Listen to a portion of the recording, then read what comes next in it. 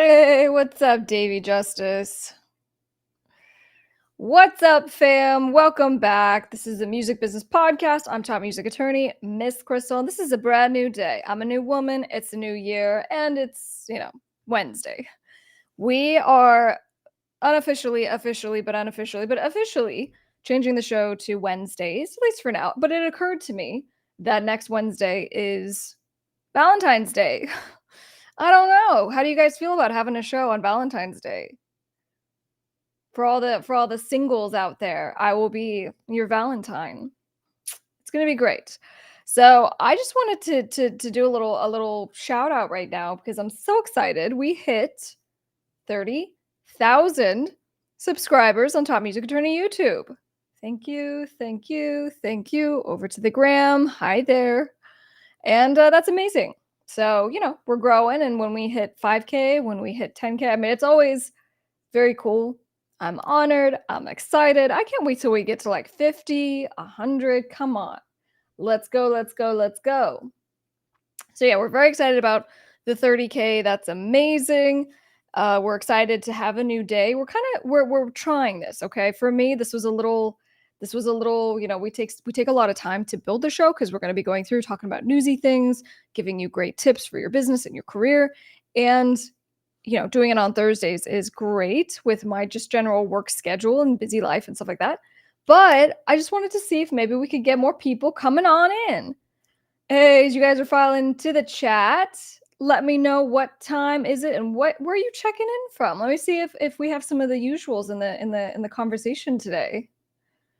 Hey, what's up, boss lady? That's right. Drop your questions. 30K. Let's go. Let's go. Let's go. All right, I see a few friendly faces. Alan on YouTube, I'm doing great. Thank you so much for asking. All right, we're excited. Yeah, so we're gonna be hitting Taylor Swift. Let me give you a little show rundown. Oops, why do I have the wrong thing up right now? Today's show is going to be super fantastical, super exciting. I can barely breathe. That's not true. But you know what? That's how excited we are. All right, let me look at this. So for today on the newsy things, we did the Snoop loops. Has anyone had the Snoop loops? Have you gone to Walmart and gotten the Snoop loops? Mono Havoc, it's 5 p.m. in Seattle. All right, yeah, guys, let me know. Where are you checking in from? What time is it? You know the drill. Alan's checking in from the UK. It's 1 a.m. Yeah, so anyway, last year we were covering the Snoop loops and the fact that they had essentially received a cease and desist, right? From what's the other one? Fruit Loops. Yeah, from the Fruit Loops, and so that's the last that we've heard about anything that they're doing. And now we have the complaint, which has been filed by Snoop's company against Walmart and Post, and they're saying that basically they've been trying to squash Snoop's cereals and products in general. And it's kind of crazy as I'm going through this complaint. I kind of believe it. You know what I'm saying? It's one side of the story. We have to wait to see what they say in response, but there's pictures, there's allegations. So we're going to go through that today. We're also going to be talking about Incubus, and they are re-recording the album Morning View.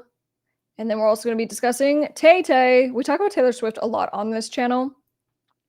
And it's probably because as one of the biggest performers, entrepreneurs, business owners right now, probably in the world, she's doing a lot of things. And there's some drama happening because not that she's getting stalked, she's getting tracked. So there's good stuff going on beyond that. We're going to talk about all of it.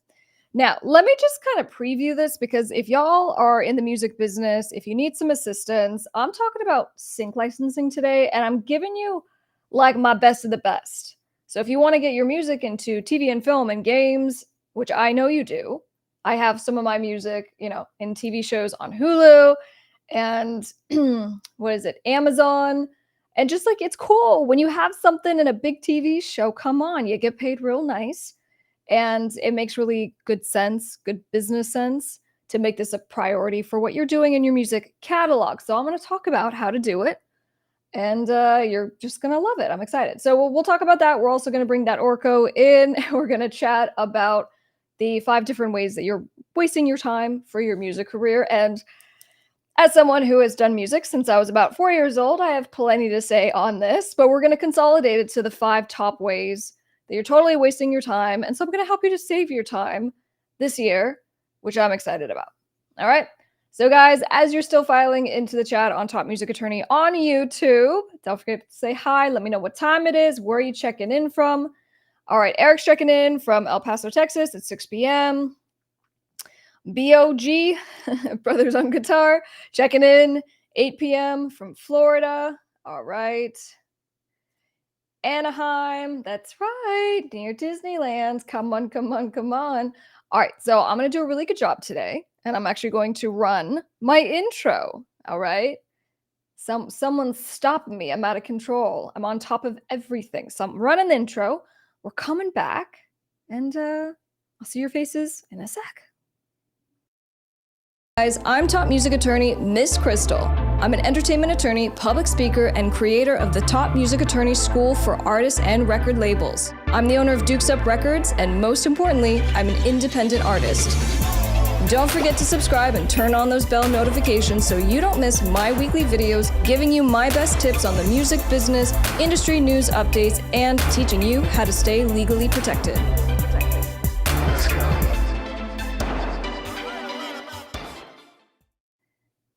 That Orko and I were just chatting before the show started, and he was saying, "You know what? We need to change the intro. It's a new year. We have things to do." And I was like, "Yeah, we gotta get some footage of me walking around with my significantly changed hair. It's not totally red anymore, right? We got some different colors happening. We have some different lengths happening. I'm a woman that is just wild these days. So we gotta make all the updates." All right. And then the other thing I wanted to note, because I did the blast through my law firm, Delgado Entertainment Law, and we sent out the email with the, hey, business owners, LLCs, corporations, the Corporate Transparency Act updates happened.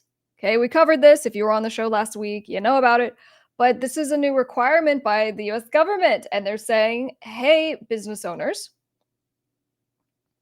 if you don't file a BOY report, which is a beneficial ownership interest report connected with your LLC, you could be sanctioned. No, not could. You will be sanctioned up to $500 a day that you're not in compliance for up to 2 years in prison. So like the sky's the limit for the government just being like, you got to file this thing. And it's funny because one of my clients emailed me and she's like, hey, how would I have known about this if you hadn't sent out, this email and you put together this video and all this stuff? And I go, that's a great question. I have no idea. And that's why I'm going to be just harassing everyone about this and just being like, look, please make sure, watch the video, get up to speed, but then you got to file this thing. Okay. Okay. So video is in chat. All right. Yeah. So if you're on Top Music Attorney right now, we just dropped the video in the actual chat. So you can just save that to watch a little bit later. Hey, it's my friend. Hey, what's going on? And then we also have a poll going. Do you want to try Snoop cereal? We're going to be talking about the Snoop cereal here very, very shortly. Checking in from London, England. Rob here in Phoenix, currently on the 202 in the rain. Rob, I hope you're not driving. I hope you're in the passenger seat right now. You can now also go vote. Go vote on the YouTube channel. So wherever you're watching, hello on the gram. All right.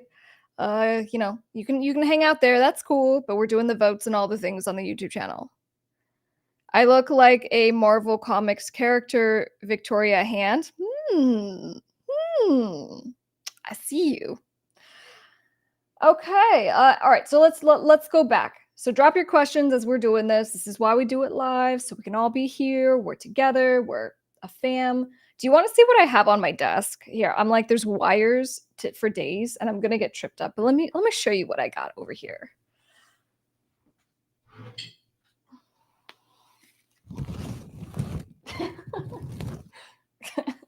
I got flowers from that Orko. Hey now. We had a little 1 year anniversary, and so you might as well get your lady love some flowers that could kill. Yeah. So it's look, it's a big week. It's a big week for all things around, and so we'll chat about it.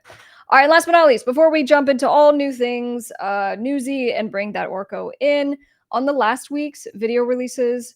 Remember, we talked about the Universal kind of standoff with TikTok, and this happened, people. Universal was basically taking their ball, going home, because TikTok, apparently, they're alleging, doesn't want to pay more, right, for the earnings and the streams and the plays of Universal Music, which is going to be like Taylor Swift and Drake and Olivia Rodrigo, Ariana Grande. So then at the end of Universal's contract, when TikTok said, we're not going to pay you more, go take a hike, Universal said, okie dokie. So Universal is just, it pulled the music, and as of right now, it is not, as well as all of its, subsidiaries and imprints and things like that. So the music is not on TikTok right now. And we're curious to see who's going to cave first.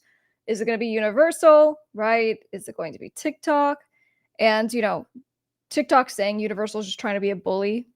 Who knows? Universal saying TikTok is way underpaying compared to other music platforms. We don't know what's what. That's just what they're saying. So anyway, I covered that whole thing in the video we released this week. Also, I did a video on everything you need to know about music publishing. And you guys are so nice. I'm so glad that you dug that video. It was like, anyway, you're finding that very helpful. So anyway, if you need help with your music publishing, go watch that. Okay, we cover all the things. And then also in Taylor Swift land, we talked about the TaylorCon trademark and like, what does it mean? What is she trying to do? Is she trying to impact the presidential election? So if you want to be part of that conversation, go check out that video. All right, team. Oops, I think I ran the the intro out of order, but that's okay. So let's see what that Orko is up to. I say let's just jump into these newsy things. Let's bring them on in right now. Oh no. You gotta be ready. You got to be ready. Well, no, it's just I was just like thinking about it, and that we were talking, they're talking about the TikTok UMG thing video that we covered last week. Yeah, it's not just like Universal, artists. It's also, Eminem. It's after it's Shady's record label. It's you know what I mean. It's all it's so much music is gone. I think that TikTok is gonna have to like come to some kind of terms, or just gonna have to rethink their platform. So much stuff, like UMG controls so much music and just all the other things that are just not just just plainly UMG. Like, so I don't know, pretty crazy that story and how it continues to develop, for sure. Yeah, so we will stay on it. But in fact, we were just talking a whole bunch about Taylor Swift, but a part of me wants to start with the Snoop Dogg because I'm kind of worried about my vocal situation, and I want to make sure we get through the complaints just in case things go terribly wrong. You never know. All right. Sorry, I'm just going back. I'm just going back in the chat. Thank you. That's nice. Yes. One full year. Wee says, when did you decide to pursue a career as a lawyer? When I was 16. I was sitting outside ASU in a van with my mom waiting for my cello lesson. And she goes, darling, what do you think you're going to do when you grow up? And I was like, I want to do something that's difficult. I want to do something that's challenging because I'll do music forever. And so I told her I would either be a lawyer or a doctor. And she goes, you would be magnificent in a courtroom, prancing around, because I was right already a little outrageous at that point. And she goes, you should be a lawyer. I'm like, okay. So I pretty much made the decision at that point that I would become a lawyer. Very good. All right. Yes, you wanted me to pull up the complaints. That's right. Let me make sure I share it because I don't do all the things. I got to do all the things. I'm sharing just get that pre-prep. Just get that pre-prep. Yeah. All right, there we go. Yeah, and in fact, before we even start here, give me a check 1, 2, make sure we don't have any feedback. Check 1, 2. You're like, oh, The you'll know because underneath it, you see how like on ours and our preview windows, there's a volume bar. There's no volume bar on that one. oh, I see. Okay. So that's how you know if you're sharing audio or not. Okay. Got it. So then let me preview this for y'all. Now, it could just be me, but you're looking a little pixelated. Can I get a thumbs up or some fire emojis in the chat if you guys are ready? And if the picture is clear or if it went out just on my screen, it did, and I just want to be clear before we start it. It's one thing to have it going Can out. you see me clearly in this Everybody. moment, team? Are we vibrant? Plus, Yeah, we just left the fire emojis. So let's go. I need some kind of reassurance that something is happening in a positive way. It looks good now. Okay, so was it was it not so good? Yeah, it looks good now. For me, it looks good too. I just wanted to make sure we weren't starting on a pixelated scenario. All right, David says we're good to go. Winston says it's a little fuzzy. All right, team. So give us the feedback as we're cruising along because we want to make sure that this is just great. Fuzzy still. See, over here it's not. Over here it looks good. Interesting. Let me look on my phone. Just let me pull Or my screen is dirty. I just want to make sure.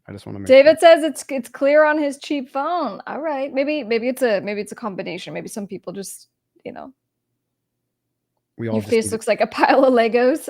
we all no, it looks good. It's like we all just need to pay our internet bill. Pay your internet bill, people. Yeah, it looks good. All right. Here's the scoop on Snoop Loops. That's not what it's called, but that was the last time we talked about this, which was a year ago. And at the time, we were talking about the fact that Fruit Loops got all up in a fuss and sent cease and desist and threatening ups and downs to Snoop Dogg's food company saying, hey, you're going to be confusingly similar. Don't do it. So that was the last that we heard about this. There now has been a huge update in that Snoop and then his partner, Master P, they and their combined company are suing Walmart and post-consumer brands. And this is taking over the internet. So what's the gist here? The gist is that they're accusing this corporate giant conglomerate of messing with their cereal business and in a very intentional way. Yeah. Okay. So the synopsis of it is Post allegedly wanted to buy out the brand altogether. They don't want Snoop involved. They don't want Master P involved. They just want to buy it. And apparently they came back and they're like, no, the whole thing we're trying to do here is to create legacy for our families. We want to be a part of it, but we will partner with you. So they still did the deal. And the deal was supposed to be 50-50, right? That's a huge chunk of change. Post and all of its great products and putting them in Walmart and getting them basically into retail, brick and mortar places. So that's basically what they did. Now, what Snoop and Master P are claiming is that Post started to very sneakily raise the price on the product, take the product off the shelf, not even put it on the shelf, and to basically kill the brand. Now, ultimately, what was the objective of that? How did this all take place? There are pictures, there are details, and all of which we're going to discuss because we have the complaint. Yes. Snoop. So any initial thoughts? Let me pull this up. Any initial thoughts on just, do we think this could be legit? Are they just throwing tantrums because their product didn't sell? You hear about this kind of stuff a lot, actually, with corporations, the bigger corporations trying to, crush out the little guy. And, you might sit there and go, well, Snoop's a millionaire and, so is Master P. They're not, how are they? And his broadest foods are, how are they the little guy? They're all multi-millionaire. Like in comparative to like Post and to like Walmart and to all these like companies, like it's, they're broke, you know what I mean? And so they're the little guy. They're trying to fight for any kind of well, hey, base. real quick, Anja, because that Orko was gonna run over to Walmart and be like, "Hey, what's the situation?" So Johnny, is this specific to and we'll go through. There's 3 different cereal brands, but which one, right? Mm-hmm. Yeah. So I mean, it's very interesting. We hear this, but at the same point, I don't know. We'll have to take a look at that complaint. I'm real excited to take a look. Complaint, right, from the guys themselves. So Let's bring this up. All right. So, guys, this is a complaint when you file. Okay. So, on the left side, it goes who's the plaintiff, who is the person or company filing. Okay. So, Broadest Foods LLC is suing Post Consumer Brands LLC, Post Foods LLC, and Walmart. All right. So, I went through this already, and I'm going to break this down for you in case this is the first time that you're seeing a complaint. So, this is a quick summary that the plaintiff put together, which I think just perfectly spells out this whole thing. So, in 2012, Calvin. Calvin. It's funny, I wasn't paying attention to the first name because, like, I gotta say his last name right. Broadus. Yes. Calvin Broadus, popularly known as Snoop Dogg, and Percy Miller, popularly known as Master P, had a vision. They wanted to create a family-owned company that would add diversity to the food industry and inspire and create opportunities for minority-owned food products and brands, right? So just like they've said, that's why they did this. So the dream resulted in them working together to start Broadest Foods. Broadest Foods' two main brands are the Snoop cereal and Mama Soup, which provide Snoop. I'm so excited. I'm just reading too fast. We're gonna slow down. All right, let's try again. Which provide high quality, affordable, keyword here, people, affordable breakfast foods. Upon its inception, Broadest Foods became one of the few high profile, minority owned businesses within the food industry. In addition to inspiring minorities to seek economic empowerment, Broadest Foods gives back to society by creating foods that are affordable for all families and actually I didn't know they donated a portion. Donating a portion. He's real active with his food company and all of his little characters and stuff, especially on his social media. They're always out doing things. He's always pushing that brand and stuff, and just all the cartoon characters. And he tries to do like these kids shows too. Snoop is really trying to get in just like that kind of family space. Right. All right, so paragraph 3. To further their dreams, they approached breakfast juggernaut Post to enter into agreement. All right, so we talked about this. They wanted to get the Snoop cereal on the retail floors. Post initially tried to buy Snoop cereal outright, but Snoop Dogg and Master P believed that selling the brand would destroy the whole purpose of leaving the company to their families. 100%. Post then pretended. All right, so now we're getting into the ill mind here. Post pretended to be on board with these goals and dreams, and then they signed a partnership and promotion agreement whereby they were going to split the profits. In return, Post agreed to treat Snoop cereal as one of its own, okay, because they have a whole bunch, right? So they're in Walmart and Target and Kroger and Amazon, because the larger seller of Post product is Walmart. Snoop cereal should have been placed on Walmart shelves right next to the dozens of other Post branded cereals. Now, guys, let me just tell you, when we're doing licensing deals, right, and we are licensing whatever it is, but we go, hey, Post, we're doing this deal on behalf of plaintiffs and we're going to negotiate the terms. It's going to be 50-50. Usually we would put this in the partnership agreement. And we would say we want to be next to these other brands. We want to be on a certain shelf. I don't know who did their deal. Okay. They haven't said this was an actual. Yeah. If they're just assuming that that's, because the way that is, it's kind of, assumed. It's not like as per our agreement, they were going to be right next to Fruit Loops, right next to, or whatever it is, whatever cereal that, they have. So I don't know. That's right. Unbeknownst to Broadest Foods, Post was not on board with their goals and dreams and had no intention of treating Snoop cereal equally as its own brand. Instead, Post intended to only give appearances as they were following the agreement, when in reality, Post ensured that Snoop cereal would not be available to consumers, or that it would incur exorbitant costs that would eliminate any profit to Broadest Foods. All right, so now we're getting into it. They're going, we thought there was some shady business right from the beginning. Essentially, because Snoop and Master P refused to sell Snoop cereal in totality, right? So meaning Post would just buy them up altogether. Post entered a false arrangement where they could choke Broadest Foods out of the market, thereby preventing Snoop cereal from being sold or produced by a competitor. Yeah. Okay. Now, do we think that Post did this with that kind of mindset of like, hey, let's go and enter an agreement because we're going to slowly bleed them dry for all the bad things that we're about to find out that they're complaining of? Do you think that they did that, or do you think maybe Do I it do happened I after they had signed the agreement? I think whether it was premeditated or it happened after, I think that it's absolutely possible that that stuff happens, and I believe that that stuff happens all the time. I absolutely believe that companies, I mean, you see it happen. We kind of saw it happen with, well, I'll take a different kind of an example of Koji, right? So Koji was the link in bio app that I really enjoyed using. It was really cutting edge. The features, it was totally free. They had just a lot of ways you can get products to your, to your clients and to your prospective customers, and Linktree bought them out, and now there's no more Koji, and they're just gone away. And they put in some of the Koji features because it was really advanced.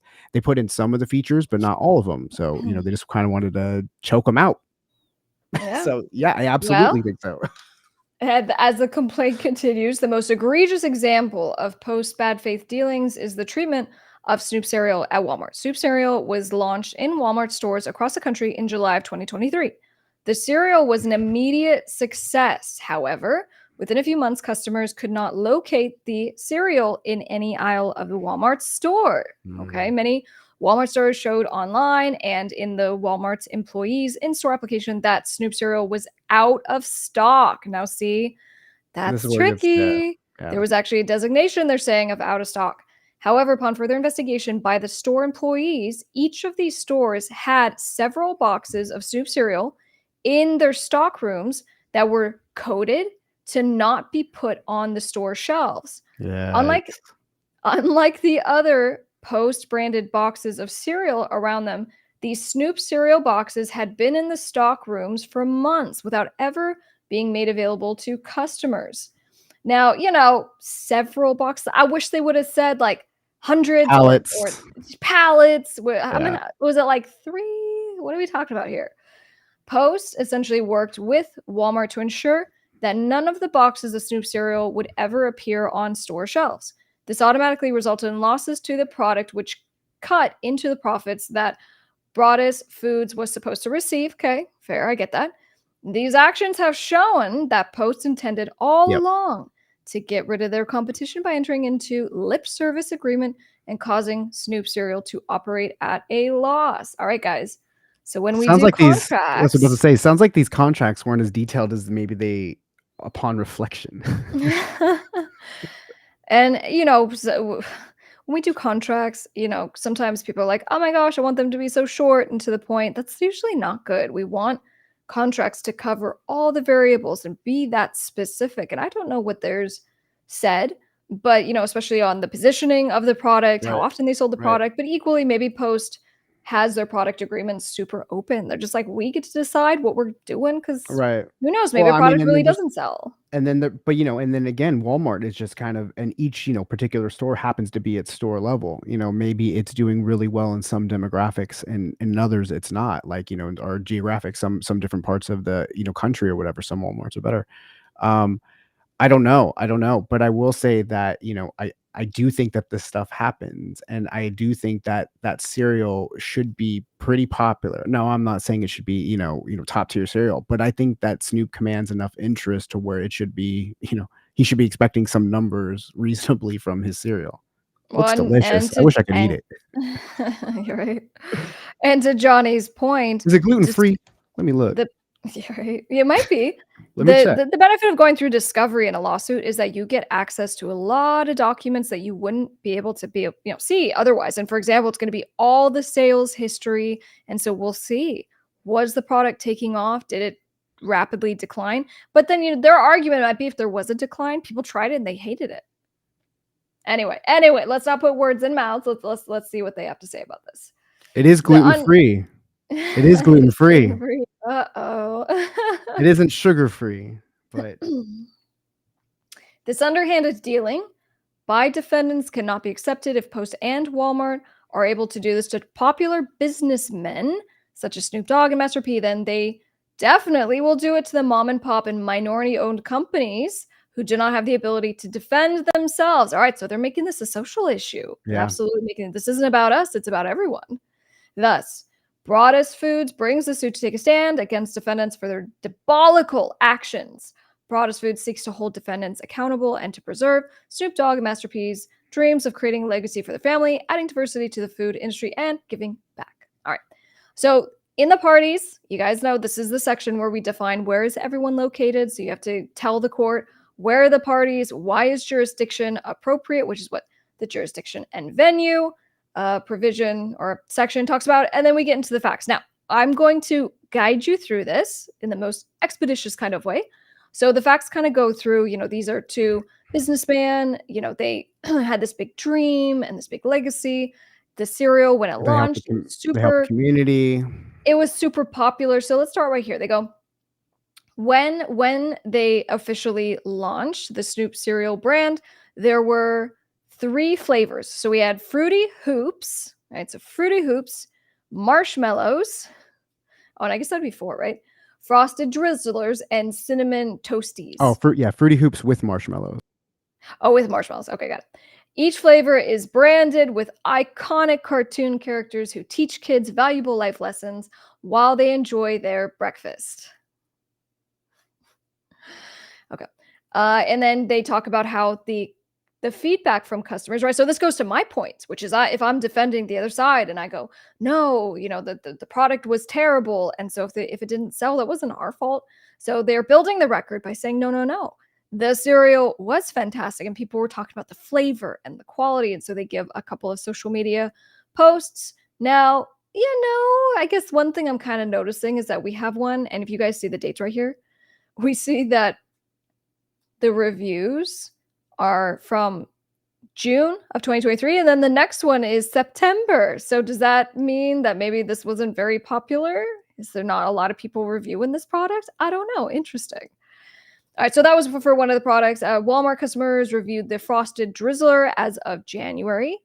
Okay. Again, interesting. We see a January review, and then we see a bunch of August ones. Are they picking and choosing reviews, or are people just not reviewing this? This is interesting. All right, and then what about customers reviewed the cinnamon toasties as of January? All right, same thing. We have really sporadic reviews, but I mean, the reviews are good. Great taste, 5 stars, worth buying, goat of cereal. All right, and that seems to be the case for, these select reviews. I don't know. Where can we look up reviews right now? Maybe like Amazon, Walmart, like website itself. Do a search while we're talking. Right. Let's see what kind of reviews we find for this product. I'm just curious. I would imagine it, even the store-bought brands of like Fruit Loops are pretty good. So I can't imagine that it's like it isn't good. You know what I mean? All right, so moving on. The cereal was meant to be affordably priced and available in stores across the nation, including Walmart. Unfortunately, as shown below, we'll show you some pictures. Defendants have hiked the price of a single box of Snoop cereal to an exorbitant price and intentionally hindered its sale to the public to force Broadus Foods out of the market. All right, so then let's do. It has 558 ratings for the cinnamon. 4 And will you points on Amazon? On Amazon. People say like so amazing, must buy. I mean, I guess I can.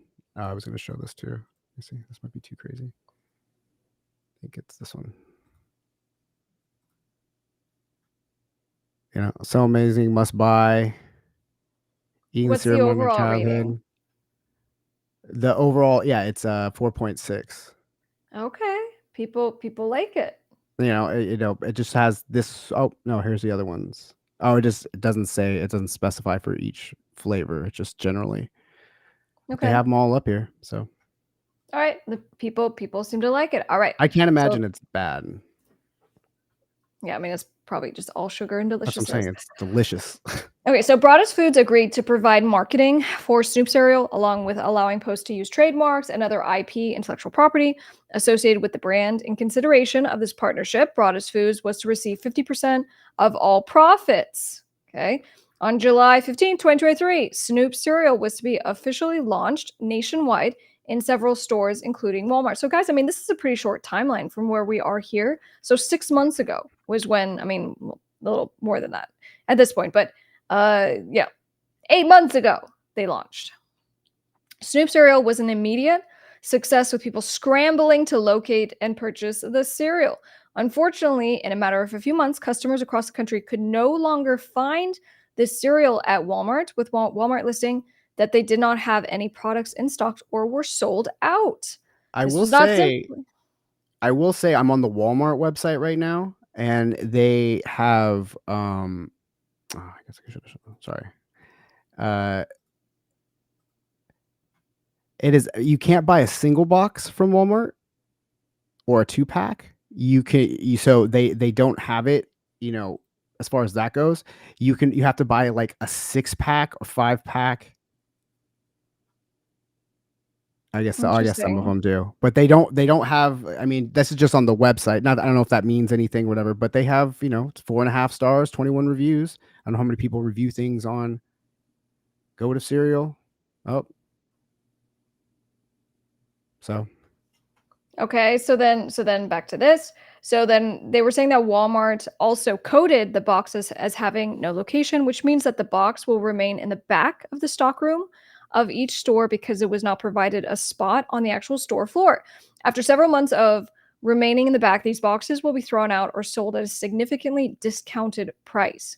Thus, for Post to fulfill its obligations under the agreement, it would have had to purchase shelf space for the Snoop cereal on the cereal aisle for Walmart stores. Now, I mean, guys, we're going to get to the claim section of this, but I mean, I'm just curious because if Post has its own brands of cereal, why would it give kind of preferential treatment to its collaboration with Snoop and Master P?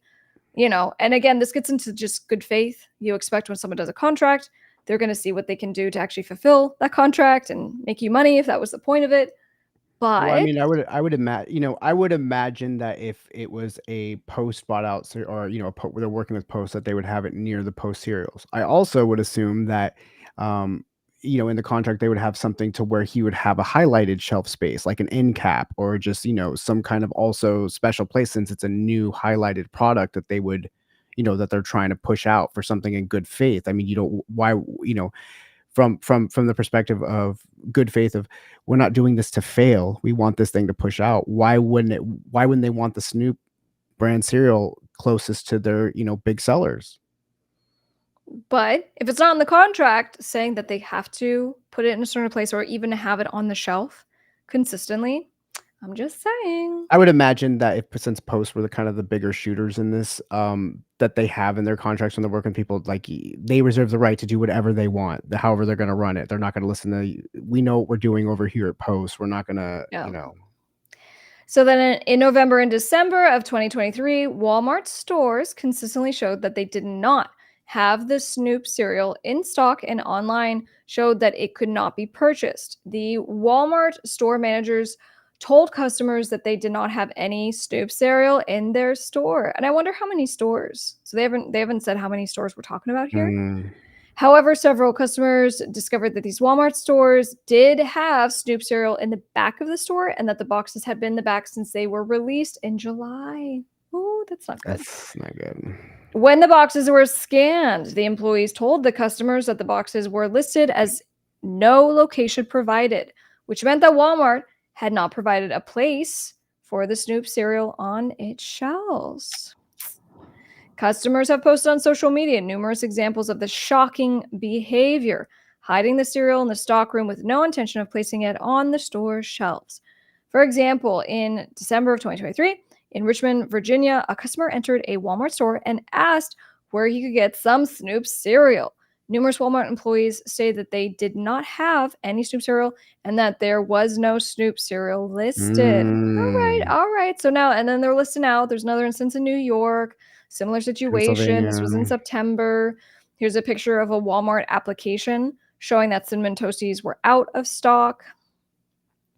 Store one, Walmart. And so this was in Pennsylvania. So we see Snoop cereal, and this is the cinnamon toasties picture from Walmart All showing right, so numerous so that's the okay. boxes. So those are the boxes. They're not saying like single boxes. They're saying at least boxes. of them. Okay. All right. All right. Like shipping boxes. I mean, that I would have put that word because otherwise, when you're talking about a box of cereal, you just think of a box of cereal. So, Right. That's just what in the I'm beginning, saying. There were allegedly multiple Ford. boxes. There was 4 boxes of cereal that were in the back. 2 of them were opened. I know, but like again, context matters. So, for example, if this was the total 4 boxes and a total Containing of right. 20, Right, right, 25. right. Yeah. All right. All right. So, and then again, there was another instance in Long Beach, California. The Yeah. employee said they're all out. All right. That wasn't the case. Oh, look at this. We have even That's more. crazy because, that's where Snoop's from. So I would imagine in Long Beach, Snoop's cereal goes up and, Mm. so that's kinda crazy. Identical situation occurred in Wichita, Wichita. Kansas, where the box specifically listed that it did not have a location. All right, so here we go. I see at They least got the one. receipts. And then another one in New Berlin, Wisconsin, 200 boxes. All right, now Yo. we have a number. 200 boxes of the Snoop cereal had been There allegedly you shipped go. to that location. That store had never placed any boxes on its cereal aisle. Wow. That's Um, crazy. Online, the store showed that Snoop cereal was out of stock. However, the employees went back. They located several packages. Yeah, packages. That's a better word. Of the Snoop cereal, which had been shipped. Right next to these boxes of Snoop cereal were boxes of other Post cereal, which had a floor location selected and were only a few days old. No.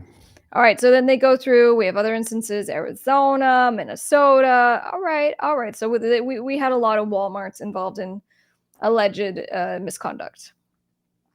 Like I said, Okay, he pushes it a lot. So, his fans and people are looking for it in stores. So, I mean, it doesn't surprise me that they're going, "Hey," customers are going and looking for it, and if they're not seeing it, they're asking employees, they're trying to see what's going on. right. I'm surprised Walmart even agreed. No, And Walmart, why is that? They want to make some they monies. want money. They want money. Of course they want Snoop stuff. I All think he right, has and like does he then have like Snoop. clothing and shoes partnerships or he did like shoe stuff with Walmart back in the day too or still maybe even does. So I think he has some stuff with Walmart. I could be, don't quote me on that. I think he does though. I think he has some partnerships. All right, so to make things worse, Walmart hiked the price to over $10 a box, which goes against Broadus Foods' goals of providing affordable food. Okay, interesting. Because the location of the products on their shelves is dictated by the agreements between Walmart and Post. All right, because the location of the products is actually between Walmart and Post, so it wasn't even between Snoop's company. The refusal to place the products on the shelves and sell the products in good faith was decidedly jointly by Walmart and Post. So that answers our question. It's not that they didn't have a great agreement, it's they didn't have a direct agreement at all. Despite the bad faith, defendants claim that Broadus Foods is responsible for vague chargebacks pertaining to the sale of the products. These chargebacks were solely caused by defendants' own actions in failing to properly and in good faith sell the products at the proper price and location where customers could actually make the purchase. All right, so I don't know. We had a little skepticism at the beginning. Is our opinion starting to sway? Leave your guys' comments down in the chat. I think it's hard to get in. I don't think the cereal business is for everybody. I think it's a very cutthroat industry.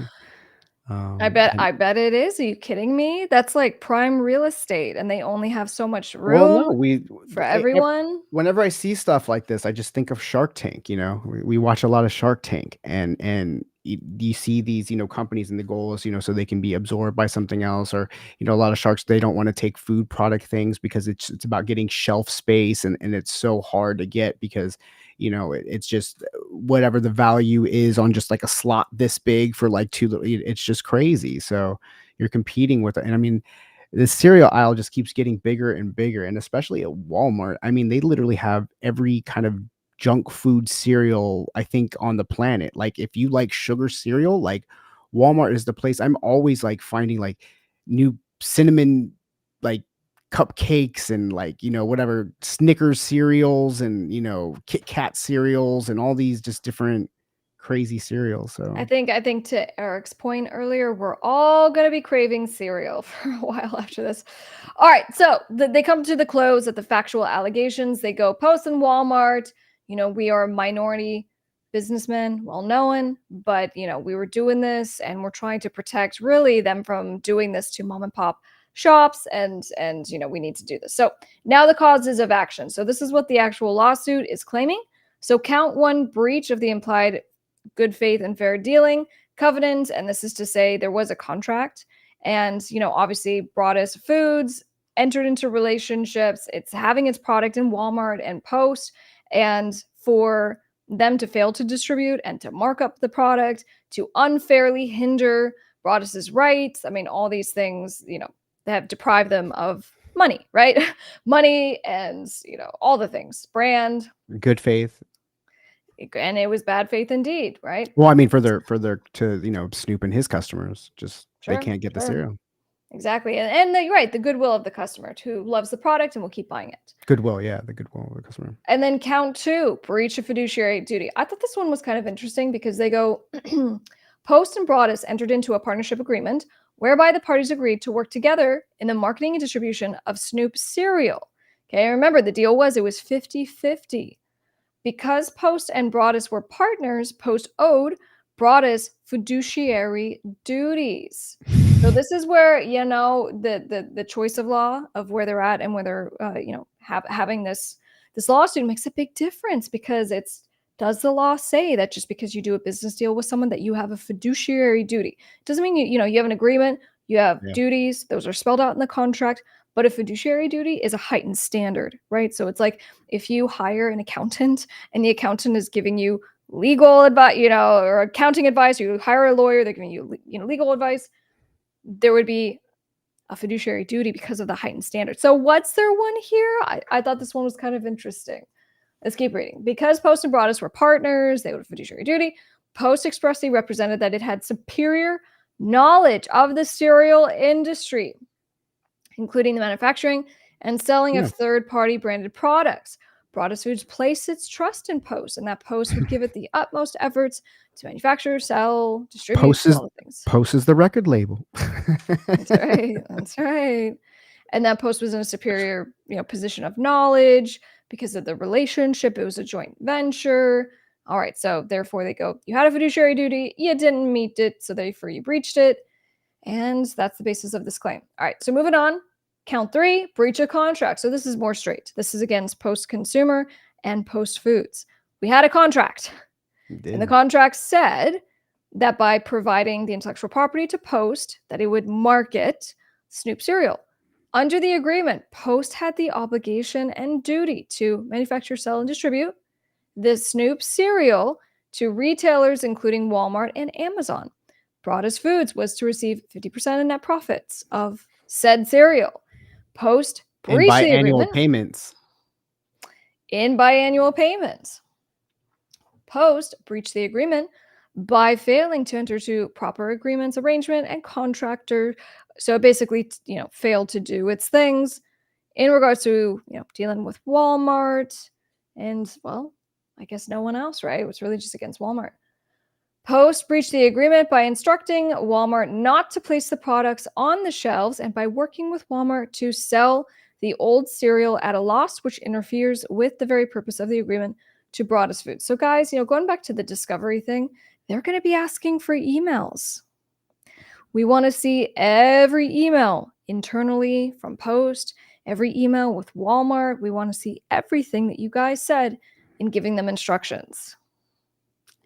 Yeah, I think we're gonna, keeping an eye on this case and stuff. I think it's gonna be interesting because, how much Snoop and Master P want to use also their social platforms and stuff like that, and just motivating their Yeah. fans to whatever it is. I mean, whether it's boycotting Post cereals or whatever action that they obviously have a louder voice, and Post isn't gonna get on their social media and start talking bad about Snoop. That would be but it's Snoop could tell on his social media, and I don't know. I think it can get ugly because I just know how much that Snoop really wants his food companies, and he really wants to get in this space. So I know he's going to be doing everything that he can to accomplish his goal. He's not one to fail. Yeah, so, basically breach of contract basis, it looks like it's because there was a commitment by Post to actually distribute to Walmart and other platforms. They didn't do that. And then even when they did do that, they told Walmart not to sell it. They told them to mark up the product. So then count 4, we have fraud. So when entering into the relationship to sell manufacturer Snoop cereal, Broadus Foods relied on Post's admitted expertise in the cereal industry. Of At the course. beginning of the relationship, Post falsely represented to Broadus Foods that it would sell and distribute, and that it would do so in the same fashion it does for its own cereal brands. This representation included that Snoop cereal would be distributed to common retailers such as Walmart and Amazon, and that the cereal would be placed on the store shelves in certain aisles. Post represented that they would further Broadus Foods' goals of providing affordable food to those in need and providing food for all families. Post also represented that it would bring Snoop cereal to the market, which by its nature requires Post to produce enough products to meet customer demands and ensure that the Sure. product is available when asked for. The inclusion of Snoop cereal on Walmart store shelves was a key influence in Of course. Broadus Foods agreeing to enter into the relationship. So now we're going to get into, well, because they're saying, right, That's Snoop the and whole Master point. P, they're saying that from the jump that Post did not intend to follow through on its Premeditated. contractual. Yeah, that's for me. I'm like, I don't know. I don't know. This is Uh, interesting. yeah, but that's where I'm like, yeah, yeah. I'm like, when they know what they're doing, I'm saying I think they do this kind of stuff all the time. These companies, they just do it all the time. But I don't know about necessarily this case, but I think these companies do that all the time. Yeah.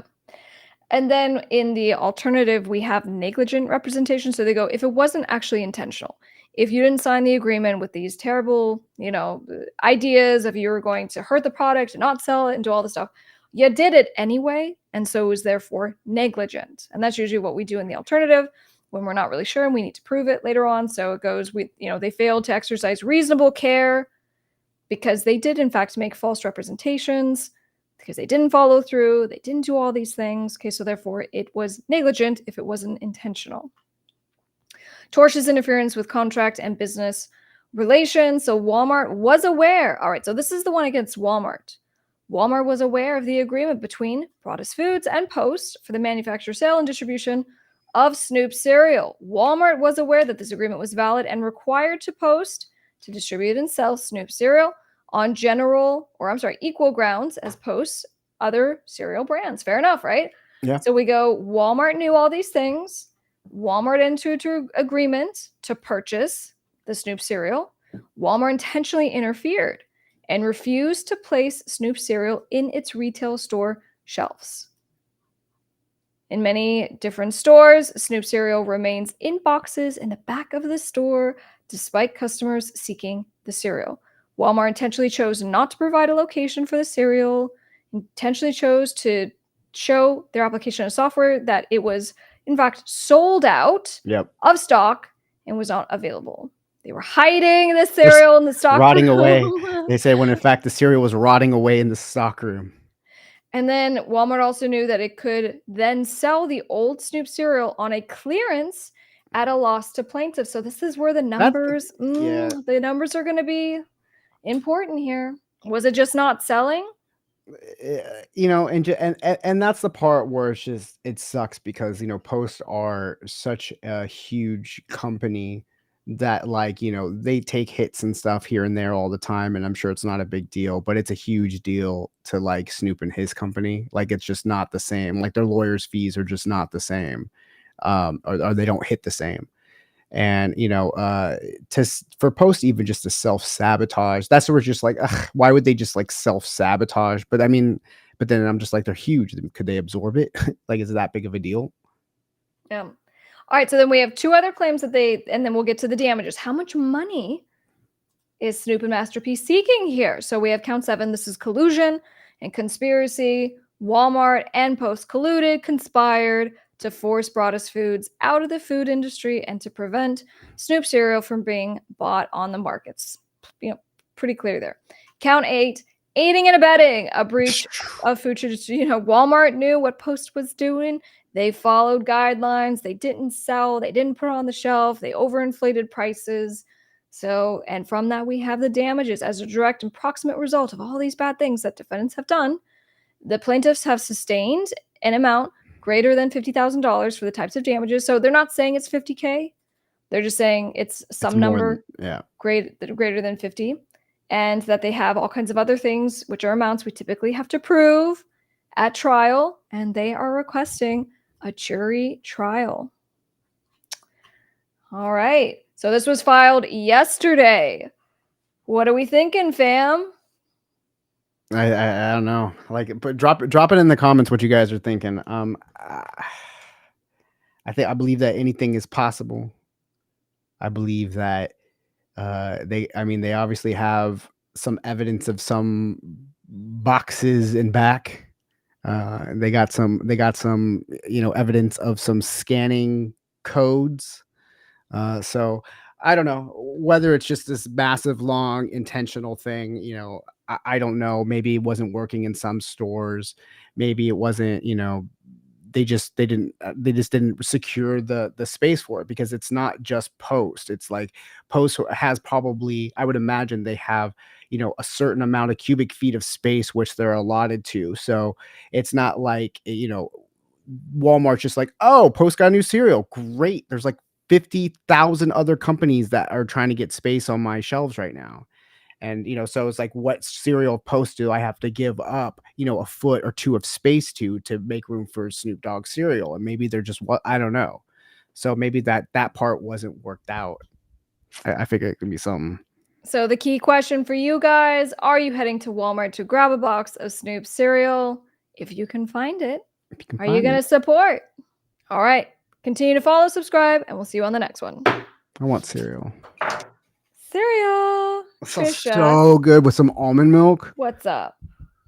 Glad you could join us. For those of you just joining us, what's your favorite up cereal? On the gram? What's your favorite cereal? Who's getting hungry? I want some like Snoop. If he has Cocoa Krispies, I like Cocoa Krispies. I like Rice Chex with bananas.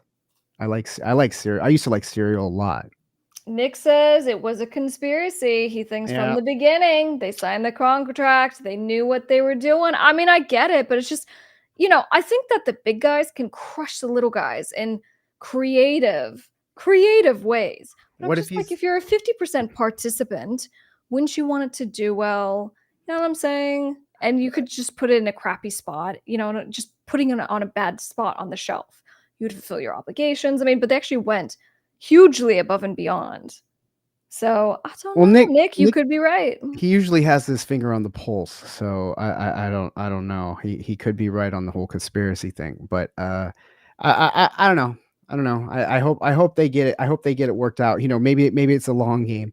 Maybe they're trying to hurt Snoop's company because they tried to buy it out all outright, and then they go, yeah, man, it looks like it was like your packaging and stuff was all wrong. I'll tell you what, why don't you just we're going to extend our offer to you again. We're willing to buy your whole company, and we'll redo some things, and we'll hire you as, the marketing guy, or, our spokesperson. And it's just a way so they can go, no, we got to give you the premium plan. Yeah. Premium package. All right. Well, moving on, we're going to talk about Taylor Swift. You ready to rock and roll? Oh, hold on. No, I'm not. Oh, I'll tell you what, this is a perfect time for you to get a sippy, for me to get a sippy, and for you to learn all about your #1 legal resource for artists, producers, and record labels. Get contract templates, one-on-one legal advice, free masterclasses, and everything you need for your music business. Go to topmusicattorney.com.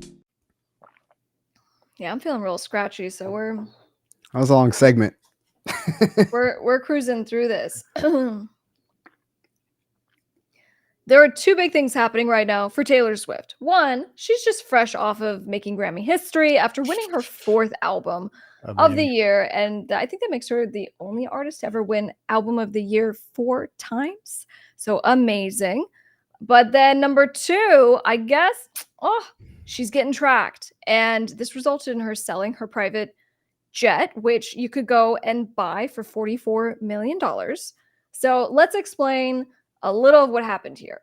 So her team, for what this kid's doing, this college kid, and what's his name? Jack Sweeney. Jack Sweeney. We got you on our radar. So he's a college It's like a student out pirate. of he's out of University of Central Florida. He's an undergrad, and he initially popped up, if you remember, with Elon Musk because he was very famously tracking Elon Musk. And my understanding was that he was doing it for environmental purposes and just to kind of, the carbon footprint that these big rich people are putting and what they're doing and all of this stuff. So I guess he's done this more than once. And I don't even think Elon Musk's attempts to stop this kid worked, if I remember right. So anyway, Well, yeah, like I unfortunately, think Taylor Swift is now under his purview. yeah, he banned him from X, and it was something like this guy had something like 30 accounts dedicated to monitoring specific individuals, like Taylor Swift, Kim Kardashian, uh, billionaires, and even like NASA aircraft. Like he's really into the tracking. Well, and what he's saying is that, he's like, you can send me cease and desist and all stuff. He goes, I'm taking information that is That's publicly public, right? available, and I'm just, combining it, Compiling it. compiling it. And so, so anyway, one of the solutions, I guess, that Taylor Swift and her team came up with was to just sell it. Now, I had read it was estimated the jet was to be around 44 million. I If see you one buy if you person at buy 100. Yeah, if you buy a new plane, they're saying that's how much it would cost. I don't know if you get something more if you're buying Taylor Swift's plane. It has Right. an inflated value, but that's That's what a they're very good saying. point. The Dassault 900 typically goes for like 44 million. In an interview with USA Today in 2022, Sweeney revealed that he manages around 30 accounts dedicated to monitoring specific individuals' jet usage from celebrities like Taylor Swift and Kim Kardashian. And so, with Taylor Swift right now, she's on a world tour. She has a hunk of burning love who's going to be, playing the Super Bowl in Vegas here coming up. And so she's She got may or places not to be. attend. She may or may not attend that. But she's got Tokyo concerts coming up. And while she still has another plane that she has a Dassault 7X, which is a little bit of a bigger plane than the one that she just sold. Mhm. It holds 16 passengers. She still has that, but they're speculating that she'll probably just start, chartering private jets and stuff, rather than taking her own because she's tired of being tracked. And there's a lot of safety concerns. I mean, she is one of the biggest, if not, the biggest celebrity, in existence right now. So there's a lot of security. He says that he is, trying to help out by not releasing the information about Taylor Swift for 24 hours and stuff like that, but still giving the location of where people are. I mean, it's pretty dangerous. Yeah. Yeah, and if you go back and look at some of the videos that we've posted in regards to just covering stuff happening, she's dealing with stalkers who just, even though they get all kinds of orders and restraining orders and things like that, they still end up going to her apartments and just she's dealing with so much. So in any case, regardless of where you fall on this, leave a comment down below. Let us know your opinion, and we will continue to track all things Taylor Swift. This is becoming a music business podcast / Taylor Swift Taylor Swift. podcast. I'm telling you, like there was so much other stuff that we could have talked about too. Just like all the Super Bowl speculation, all the Taylor Swift like Super Bowl parties and stuff that are happening. Like how a lot of the bets and stuff for Super Bowl are like geared around like Taylor Swift in some fashion. Like it's pretty crazy. It's pretty crazy. All right, so we wanted to go. Let's It's, switch gears just a little bit. Incubus. Now you have. I kind of want you to lead this one off. How do you feel about that? why don't you bring it in with the headline and a little bit of the whatever, and then I will jump in so I can get a sippy. So you don't want to bring it in, and you want me just to do what we always say. Yeah, let's just keep it standard. Did you guys notice that was my, like, very, nice kinda way to be like, "Yo, I really need you to take over, my voice is slowly going." He's like, "No, no, no, no, No, just go. you're You're doing good, great. let's This just is keep a going." fun short story. It's a fun short. Ugh. Incubus is re-recording their iconic album Morning View, and this is kind of a growing trend. We covered it.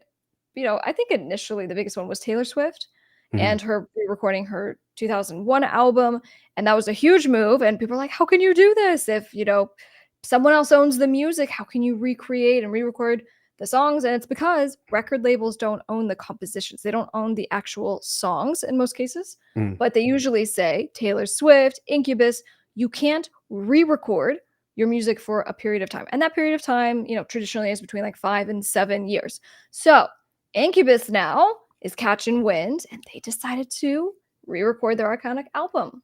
And this is really exciting. This is, Morning View is probably one of my favorite rock records, definitely from Incubus, but I mean, just in general, it is such a great record. It is where they were kind of transitioning from their, coming off of their Make Yourself record.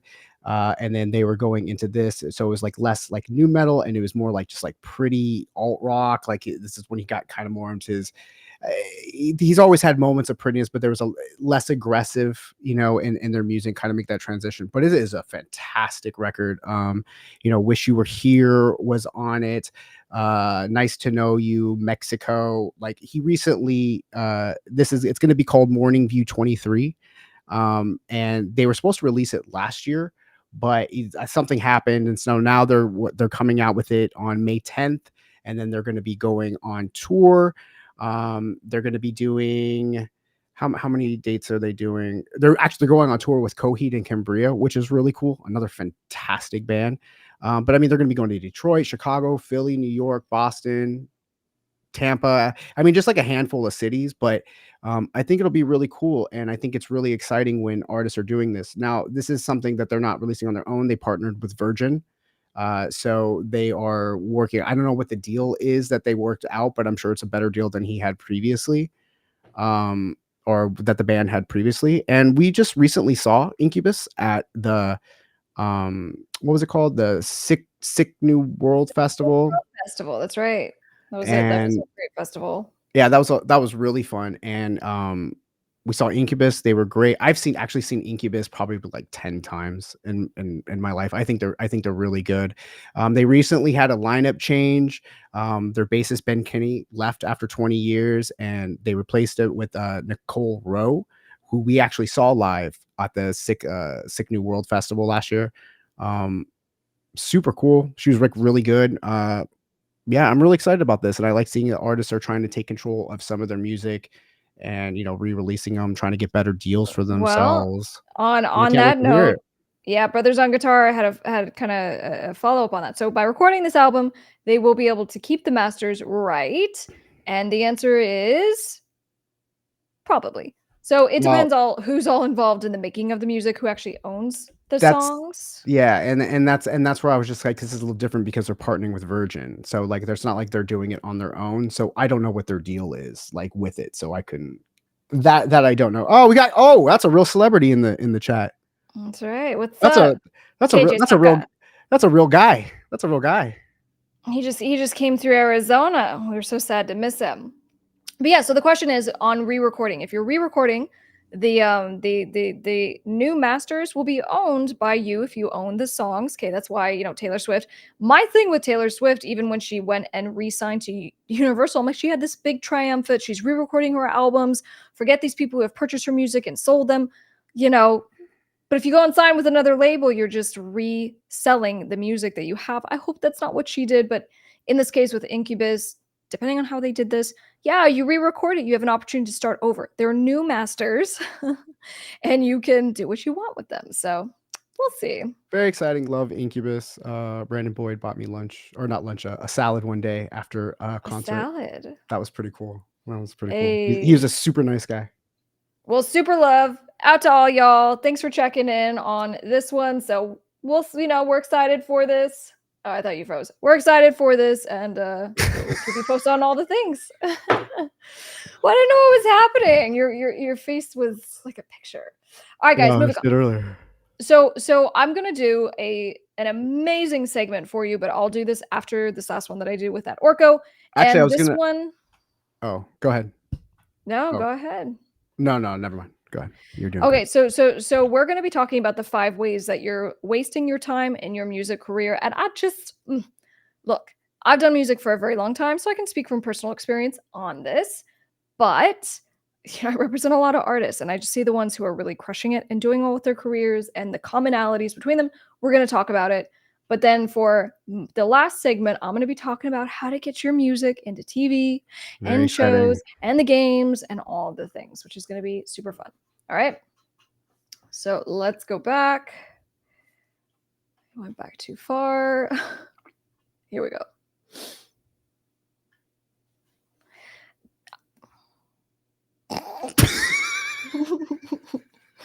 Not ready. Oh, What's up on the gram? Guys, come you over to Top know, Music Attorney on YouTube. We are live. Subscribe. Let's go. Let's go. Let's go.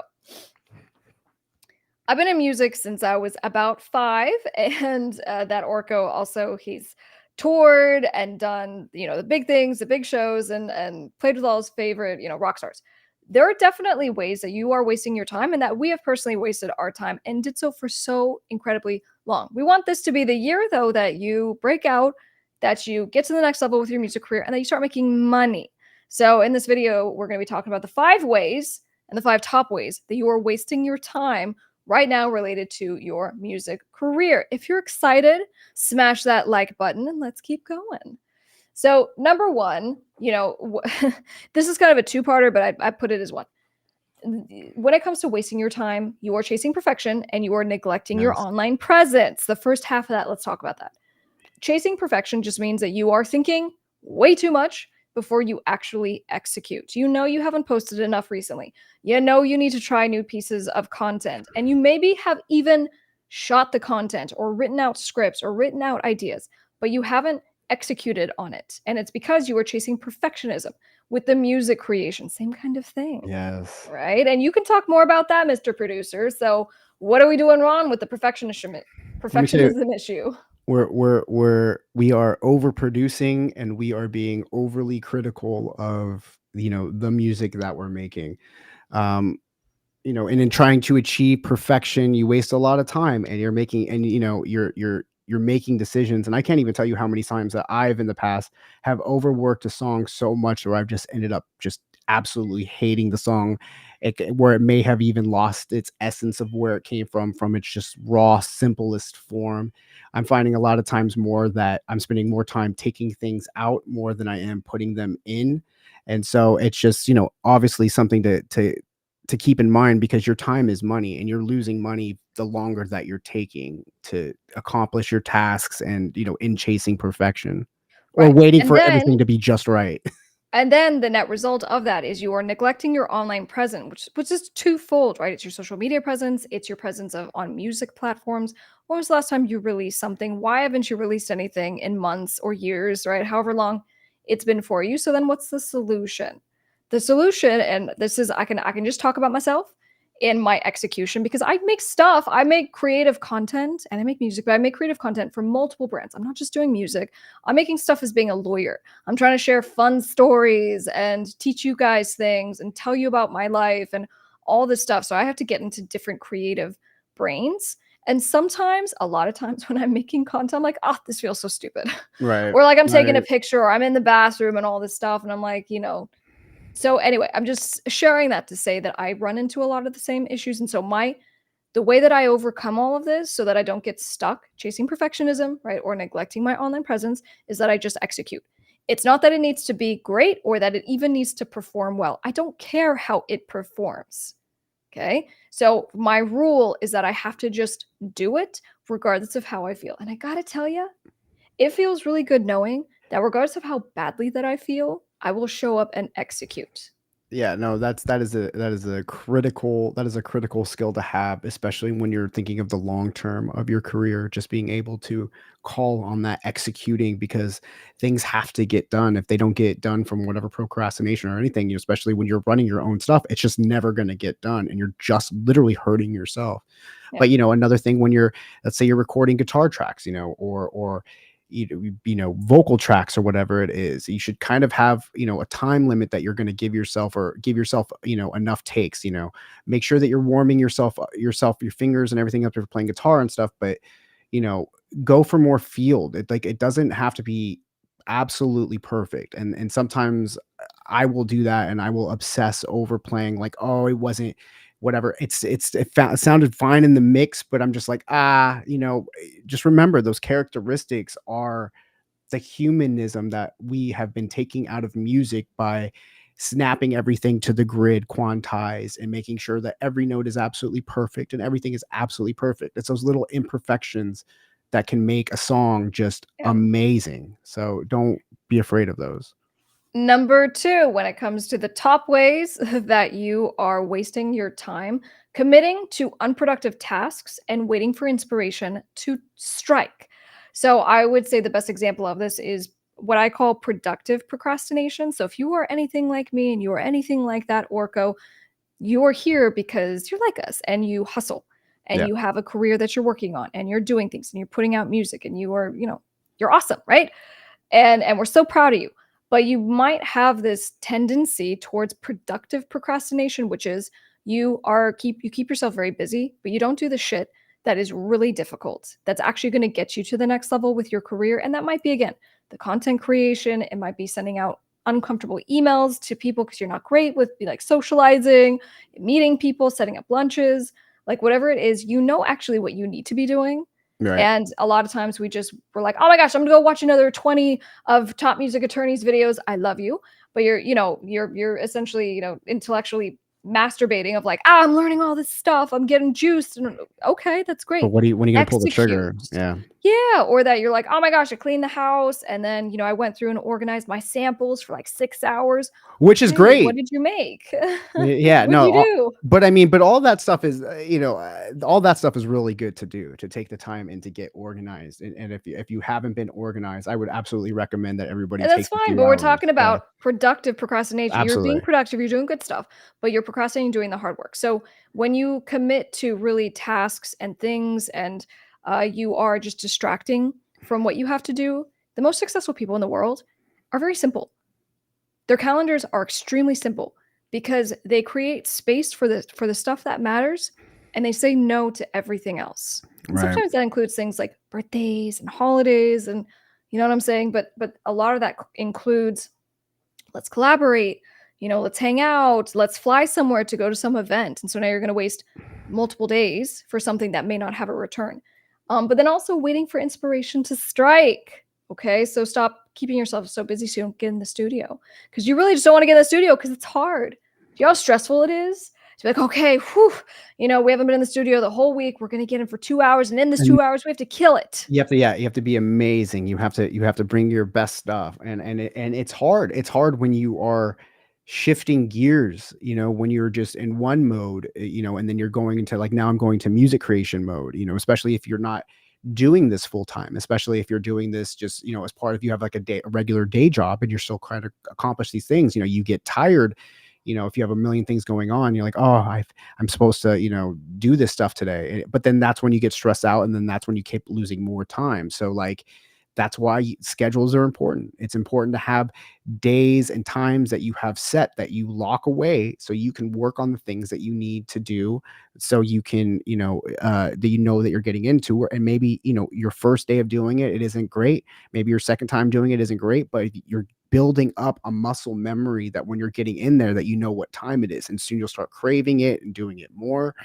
And when you're waiting for inspiration, use things like, uh I need to learn a new style of music, so I'm going to be working on remixes, or different kinds of challenges that I'm seeing, like on TikTok or something, or just just you're always trying to create things. All right. So, I would say then the third way that we're wasting our time the most as musicians is that we're just neglecting the basics. So, you do need to do the things that help to grow everything else that you do. The success point of any business and any person is that they figure out something that works and then they do it a lot more times. It's not that they go, "Hey, this one thing worked and now I'm going to try something else." No, you double down on the stuff that you do find works, which might be social media content, it might Mhm. be the genre of music that you're in, but also just the basics of doing the work every day, but also improving your base skill, right? So if you're a Yeah. singer, are you working on your voice? If you're a producer, are you working on your production skills? And so actually making time for that, I think, is really important. And not just being complacent where you are. Like, let's say you learned a couple things already. You learned a couple skills, and now you're just kind of beating those into the ground because it's all that you do now, and you never continue to grow. I can't recommend enough to, not in the, procrastination realm, but you should still be watching YouTube videos. You should still be like learning new skills and joining online courses, and just really trying to learn the things that you need to learn and grow with. It's about how else you're wasting your time with other things as well, though. Like, Yeah. to try to And the way that I kind of live my life to balance the best of those both worlds, because I always am trying to learn new stuff, I have time for it. As soon as I get up, I immediately put something on that I'm listening to while I'm dealing with, just mindless tasks like taking care of cats and getting dressed, makeup and stuff like that. That's still like 30 or 45 minutes a day that I'm hard learning something about business, about music, about whatever. So take that it's a time. But lifestyle. it's It's a just, yeah, lifestyle. yeah. All right, so that was number 3. Number 4, when it comes to how we're wasting our time, is that we're ignoring the music business side and we're just doing other crap. Okay, so the music business side of what we're doing is so fundamentally important because you don't know what you don't know. And so for Yeah. me in particular, I just spent so much time just trying to I got to get a manager, I got to get a label, and then I got those, and just An boy did investor. that make no difference. Yeah, I an need I need investor, I if need someone to only. if only I had $10,000 to put in Facebook ads. You know what I mean? Yeah, no, and you guys, I mean, Don't do that. the 99% of what we do is just all free because we just want to help you, but we do have a music business course, and we do that for those of you who do want to really learn this and do it for real because you want to have a full-time job, in the music business, you want to quit your day job, like whatever it is, but but without even going through a course, actually just utilizing free resources to enter to make it part of your life. You got to learn the music business. How do we monetize your music? How do we make actual money? That's my entire mission, to help you, because, our dreams and our hopes, our hearts are in this so much, but it doesn't help you long term if you don't know how to make money from your music. And if you're not constantly exploring ways to make money from your music, we recently released a video called 35 ways to make money with your music career, where we literally give you um, practical ways and actionable items that you can be doing right now to start making money. Like, there's no excuse right now in 2024 that you are not able to sustain your career, your whole livelihood on your music and what you can do working from, essentially home. It's crazy.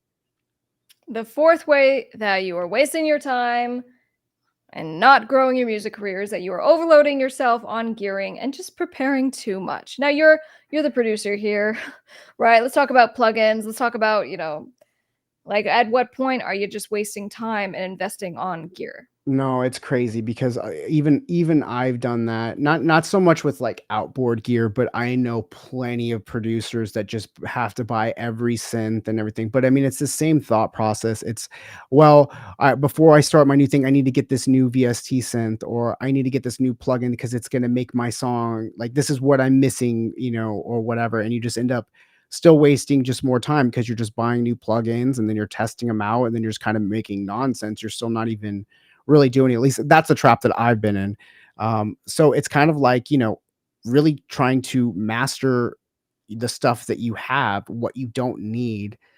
I use a lot of like templates when I'm starting projects, as far as just kind of having my basic things that I'm always kind of using. And then maybe I'll incorporate some new stuff here and there, but you really want to kind of just like learn your own stuff and prioritize the instruments and things that you need. But I'm cluttered. I mean, I have tons of MIDI controllers and guitars and DJ controllers and two sound cards right here, and like, mixers back. Like, it's crazy. Oh, and that was his cue. All right, so to recap, because here's the thing. I'm pretty sure I hit 5. So we're not, we know it's chasing perfectionism, neglecting our online presence. So this is your homework item. Can you please, after watching this, if you feel any sense of motivation and just like, hey, let's go, let's get this done, I really need you to execute and make a plan that thing you're not doing a good job on right now, which might be you're not posting enough, you're not making enough social media, you're not making music enough, you haven't reached out to enough people to network, you're going to actually do it. We don't want to overload on gear and prepare too much. So we're just not doing it. We definitely don't want to neglect the basics. We need to be Make it a treat. working on our base, skills. We definitely don't want to ignore the business side. And finally, we don't want to commit to productive procrastination anymore. And Yes. we're going to catch ourselves when we do it. So I don't know where I got lost there, but that was in fact all 5. I'm excited for you. Go take action right now. And if you're interested in our music business course, you can apply. It's closed right now, but you can apply for when we do open, which is at topmusicattorney.com/apply. All right. Yeah, Erica. Oops. My bad. Yeah, All right. Yeah, you got too many sound cards over there, boy. You're crashing. I'm telling you, something happened just as soon as I was talking about it. Like the screen just totally crashed. But yeah, that was good stuff, right? I think that was good stuff. I think there was a lot of good things in that. It's like, again, it's just all about just like not wasting time. Just stop wasting time and finding excuses of why you can't finish something. And I think that's basically what all those kind of things encapsulate, whether it's knowing what you need to be doing with your music, knowing how to market things. Like lists help. Like if you can write out on your board, if you have like a dream board of like a whiteboard where you're writing your weekly tasks and things, so you're not just trying to remember. I know you keep a calendar like crazy. Too. I'm a calendar junkie. You should do a whole calendar tip one day, just breaking down your calendars and how you really organize them, because you're one of the most organized people I know, and you keep yourself to your schedules pretty consistently and pretty dead on. And I think when you're treating yourself as a business and you're treating yourself as your own thing, and you're really trying to grow in your entrepreneurial spirit as a musician, having those lists and having those checklists and to execute will help you like incredibly, because you're always working. That's right. All right. So on that note, we're going to kick that Orko out for a moment, and I'm going to take you through. I'm most excited about this. All right. I'm going to be honest. I'm most excited about this. And this would be an example, guys, of like when you feel like you can't. I feel like I can't today, like with this show, just my level of general exhaustion, but you do. And that's the skill sets that we're trying to instill in you, and to know that it's okay. You show up, you do the thing, and then you still had some productivity that day. You help some people, whatever. But anyway, I am genuinely super excited about this. All right. So everyone get your notepads out. This is going to be great. If I wanted to get my music into TV and film and games, this is what I'd do. And in fact, I have gotten my music into shows that are on Lifetime and Hulu and Disney Plus, and it's pretty cool. But the other huge upside of getting sync licenses for your music is the payday that's associated with it. Okay. So we've gone, and not just for my own stuff, but I'm an entertainment attorney, so I do these deals for my clients all the time. And we're getting sync licenses between $5,000 up to $100,000 for these really big, kind of commercials and things like that. So it's really amazing, and it's a great way to monetize. That's what we are all about. You're going to make the music. It's going to be great. You're going to follow your dreams. But in order to do all the things you want to do long term, you have to learn how to make money from your actual music. So in today's video, I'm going to teach you how to get your music into TV, film, and games. And I'm going to not only walk you through all the different ways that you get the licenses, but I'm also going to help you and show you where you find contact information, right? To actually reach out, how to draft the perfect email. And then also I'm going to give you my best. Please don't do these. Okay. And some resources for some other great stuff. So if you are super excited like me, smash that like button and I'll love you forever. All right. The first place we must start. There are 4 ways to get your music into TV and film and games, and basically to license your music. And the first way is through stock music. So this is royalty free. All right. We think of like websites that you can go to. This would be like a Pond5, Motion Array, Audio Jingle, Jingle Punks. And so these are platforms where you can, just as yourself, get an account, upload your music. It sits in a music library, and you create all kinds of tags. My music sounds like this genre. It fits in this kind of thing. Here are moods. So you give all the information, And then your music sits on these databases. And so then Mr. Producer comes on in, and Mr. Producer is like, hey, I need some music for my TV show, my movie. And so he does searches and he'll find your music that way. He buys it. Okay. And then you get paid. Now it's royalty free because you're not going to get paid beyond that. There's not going to be royalties. But these kinds of platforms are so great if you are a producer in a couple different genres. But, for example, corporate music does so good on these platforms. So, when people need music for their website videos or intro songs or different things like that, this is the kind of platform that they would go to. And I have even had great success. So specifically with Jingle Punks, we put the instrumentals of one of my albums on this platform, and it resulted in a couple of placements. And one of them was in the Olympics. It was the background music while some of the competitors were being interviewed. That was cool.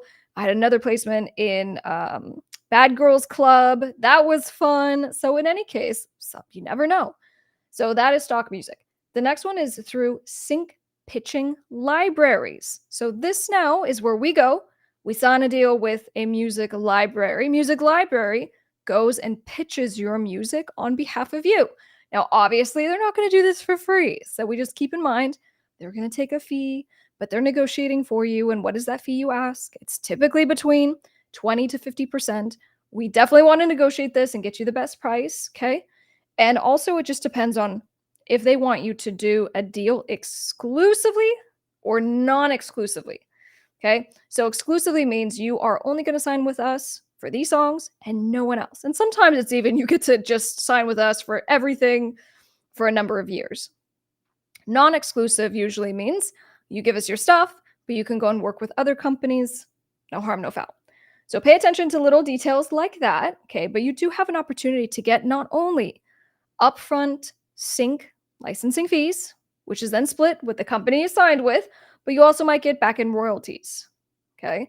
Now, for, one of my students, he does this full time and he made something like $200,000 last year with just the sync placements. And so this is a really smart way to not only make some money, but actually for marketing purposes. I mean, are you kidding me? If you get a big placement in one of these TV shows, people take the time to look it up and go find you on Spotify, and it just helps with your general publicity. So that's a nice little upside. So that's number 2. The third is going to be by actually submitting directly to music supervisors. And I call this kind of like the guerrilla warfare version, which is you yourself are doing the hard work. It's definitely a harder process to go through, okay? Because, with the music libraries, they usually have relationships with these music supervisors. The music supervisors trust them, and so they're likely to give preferential treatment to them and stuff like that. Setting that all aside, you can still reach out and make friends. And so I've done this. And who's the last guy? He was the music supervisor for, what was that vampire show? No, not vampire show. Lucifer.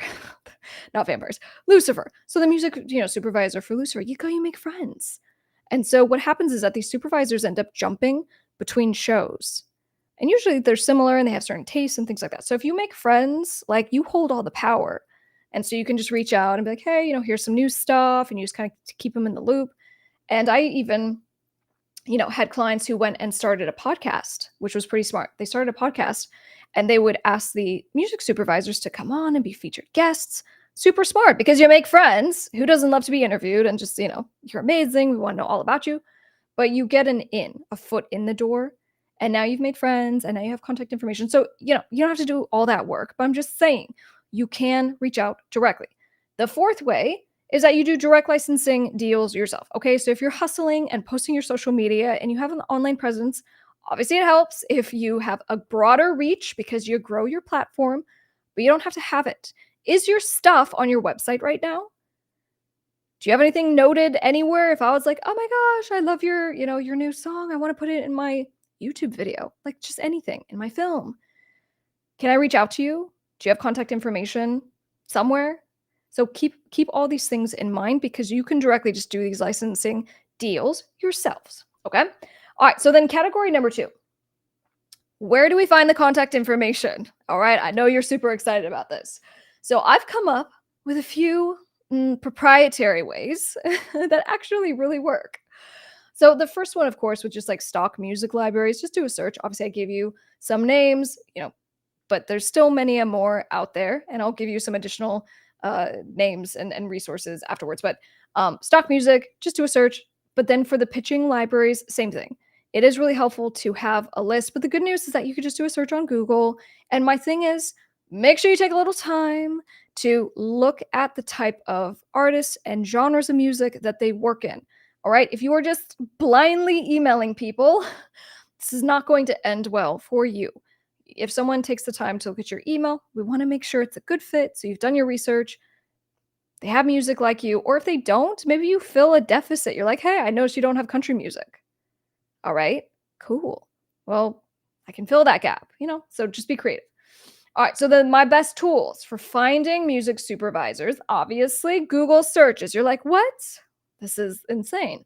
No, use a Google search because actually you will find links to places, but more specifically, there's TuneFind. TuneFind is free, so you can discover music supervisors, okay? And it shows, what shows have they worked on? It gives contact information, and you can even also search, which is kind of interesting to do. If you find artists that do music like what you do, you can also use TuneFind to search for those artists and to see all the shows that they've been on. And you can reach out to those artists. Like, hey, I saw you were on this show. Do you mind if I ask who your agent is? Do you mind if I ask who, what library you're working with? They usually respond. All right. So besides TuneFind, another really good one is IMDb Pro. IMDb Pro, you do have to, they have a free trial that you can try for 30 days. Okay. And then I think it's like $12.50 per month thereafter. But same thing, IMDb Pro, you can find contact information and names and all the things. And then another free resource that I would be behooved not to mention is just LinkedIn. So for a lot of you artists and music business owners who are not on LinkedIn, please help me sleep tonight by just going and starting a profile. The only downside to LinkedIn is that if you are a super mysterious artist and you have an artist name, it's going to force you to use your legal name, which I just, not my thing. But it's fine. The reach and potential from business to business, meaning like music supervisors to you, is really good. You can find people, you can reach out to people. It's awesome. All right. So LinkedIn. All right. Now you're so excited because you've taken the time. You have a list of who you're going to reach out to. And again, I'll give you some additional resources. So stick around till the end of the video, but I'm drafting the perfect email. What do you say? I need brevity in what you put, meaning get to the point. And my kind of rule of thumb when you are emailing someone, so let's pretend you're emailing me. Miss Top Music Attorney, Krystle. Before you email me, please make sure any links that you have in your signature, and you should have some cool signature. Please have your name. What do you do? What's your website? What's your socials? Have it all right there because that's like your little mini resume. Because I'm super curious. John emailed me. I'm going to, click your Instagram. What am I going to see? So think about that always. And you're trying to, sell something, right? The sales pitch is your email. So think ahead, but then also, we're going to build the email, but just, get your social media, right? Make sure just everything is on point so that if I look at your stuff, I could hear something right away. I could do something right away. All right. So anyway, then the actual email. Personalization is key. Hey, Krystle, I saw that you're the music supervisor for Lucifer. I replaced the other guy. It's all over for him. And I see you've also worked on these other shows. Amazing. Love the music. And in fact, my music is a great fit for this type of show. So I just wanted to make sure to reach out and pass along some of my links. The email should be 4 to 5 sentences, okay, at most. You're going to personalize that email. And then one of my pro tips is that you want to make sure, please do not attach anything to the email. Me as Krystle, I'm not going to download it. All right. There's viruses everywhere. All right. I'm just, my skin is crawling looking at your attachment. Don't send it. But you can send a link. And, if you send a Dropbox, that's okay. But it's just always think through, do they have to click something and wait for it to load? Or can you just send a Spotify? And maybe it's a playlist of 3 songs. So for those of you who are I sent a Dropbox link with 200 songs. You lost me. I got overwhelmed with option overload. Okay. So no attachments. And, it's great if you do have stuff again in the signature, right? So if there's like an EPK that hyperlinks to your website, man, this is all stuff that goes such a long distance. If you actually get someone on the hook, they're looking at your email, and now you just need to close the deal. All right.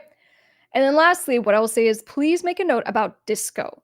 So Disco is kind of the industry standard platform that's used by music supervisors and music libraries for music files because it's like how you organize it. It's all the stems from the project, the instrumental, the full version, and then you put in all the metadata.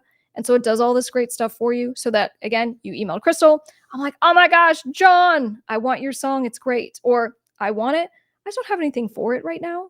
So I'm just going to download it into my system, hold on to it, and it's going to have all the information right then and right there. So it's a great platform. If you want to, see what it's all about, go check that out. All right. So now let me give you the please don't do this list. And real quick on this. Please don't pay other people to pitch your music. Okay, I know there's so many services out there and people who will offer to do this. Unless it's someone that works for you, don't pay to do this. Like it's really it's not going to work out very well because they don't care as much. They probably aren't doing a good job. They haven't done their due diligence, like all the things that have to be done. Don't put all your eggs in one basket, okay? Don't be like, "Oh my gosh, I'm going to do music licensing and that's it. I'm not going to put out music, on platforms. I'm not going to try to perform. I'm not going to sell merchandise." Like still do all the things for your music career. Okay? We're working on diversifying your revenue so you can have 6, 7 figures, eventually, and quit your day job. And then also brevity with the emails. Don't send like a huge list of songs. Don't send your stems and instrumentals. Just send the song that you want them to check out. You're just trying to get someone interested. Make sure that you say, hey, I own all the rights to this if you do. And if you need additional versions, I got you. And please just don't spam someone. All right. So you're like, I found 10 emails. I'm going to send an email and copy everyone. There are things like that that are just going to kill this for you right away. So now I have done, because I've been doing this for like the last decade, I have done the work to put together lists of the stock music libraries and the pitching libraries, contact information, templates, right? For emails, what you need to say, how you need to do this, and just to make it really simple. Because everything I just described, you can 100% do, but there's still additional legwork that takes forever. So I've put all those things together and I'm going to give you guys access to it. So what you're going to do is you can go to topmusicattorney.com. And if it's not up and available by the time I post this, then just join the newsletter, which is topmusicattorney.com/newsletter. And I'll let you know when this is available for download. I hope you guys found this helpful. This is like one of the most exciting aspects of making music and a great way to really make money. So make sure you subscribe and I'll see you on the next one. All right. Let's check in. Where's that Orko at? I saw a tail.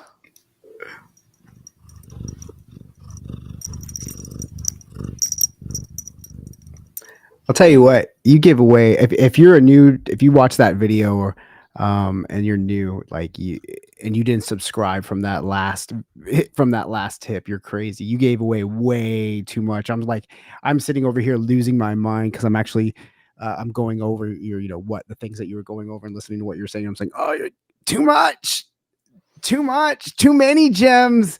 Oh. No, I'm excited for you guys. I want you to win this year, and like so I'm gonna follow up with making sure that I have these lists and resources and basically getting you everything. So just really, get on that email list so you know when it becomes available.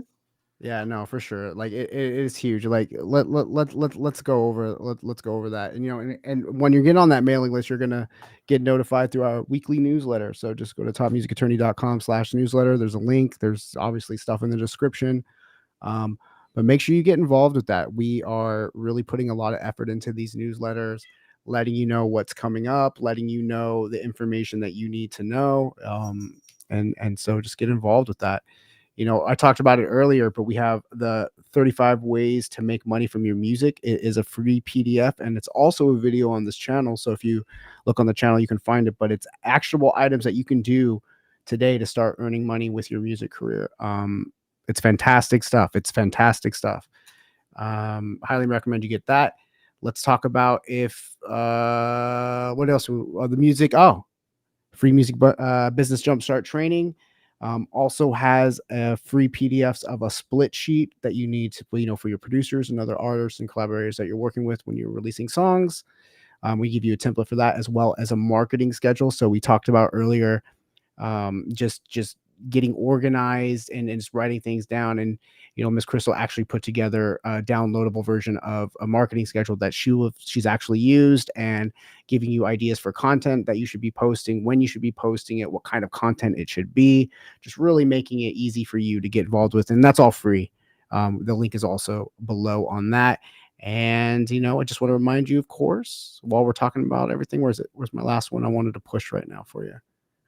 Oh no, everything moved.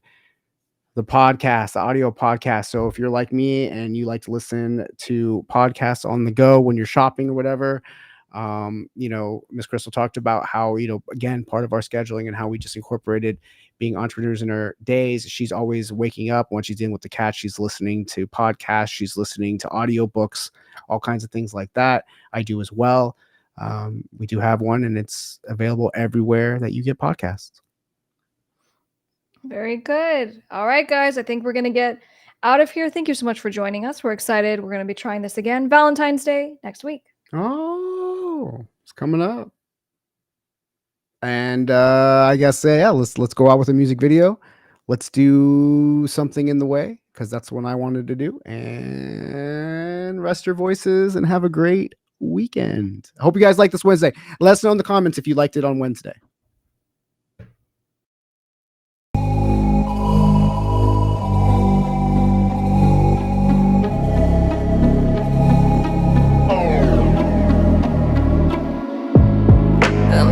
Myself tonight, I'ma feel this soul tonight. It's just a full like old desires. But whenever you're gone, I just need your company. Need you on your knees. I wanna feel your touch forever. What I want is what you're gonna do. Run my fingers down your back. One more time of loud, the sound. There's something in the way you lay me down. Something in the way you make better. There's something in the way you make your sound. Something in the way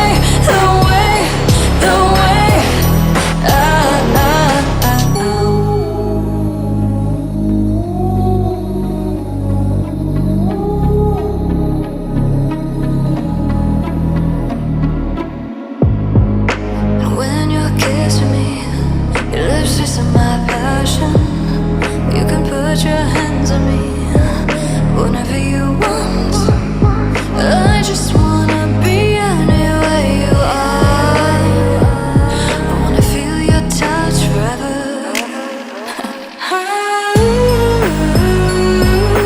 What I want is what you're gonna do. Run my fingers down your back and you'll be mine just one more time. Loud, the sound. There's something in the way